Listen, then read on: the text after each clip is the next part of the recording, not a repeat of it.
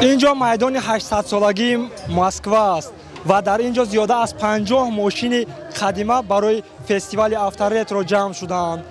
در این فستیوال نه تنها ماشین ها را تماشا کرده بلکه در سر چنبرک آنها نشسته عکس گرفته هم می شود.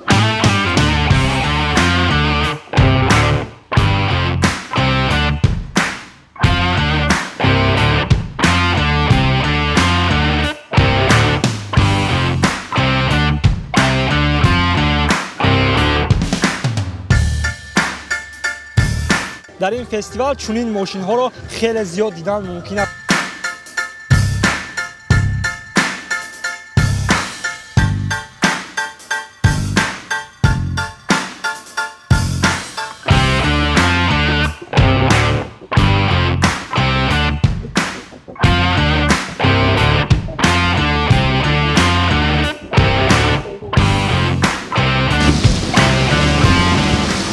سلام علیکم بابی و حاجی. علیکم السلام. شما از کجا آمدید؟ ما همین ناحیه سینو قرابولو نوابود قشلاق نوابود. ما این ماشین سال 1976 از شهر ویبر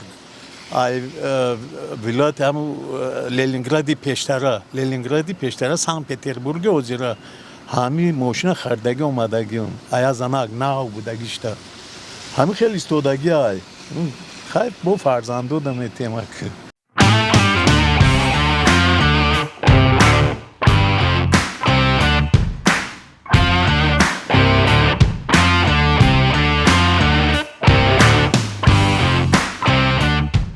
My name is Radislav Džičić. I work here for United Nations, and I'm the owner of this gas bistoyak.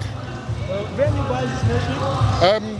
I got it about 3 months ago or so. It's the first time I'm in this festival, yes. I have only this machine on this festival. Back in Europe, I have another 3. You have a collection? I have the other ones. I have a Citroen and Fiat machines, but the gas is my favorite.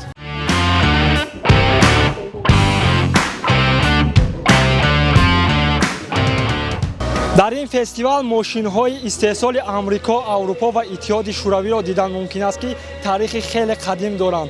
این ماشینی که شما میبینید گاز M20 یا خود نام دیگرش پابد است که سال براریشش 1946 است و این ماشین تا سال 1958 استحصال شده است.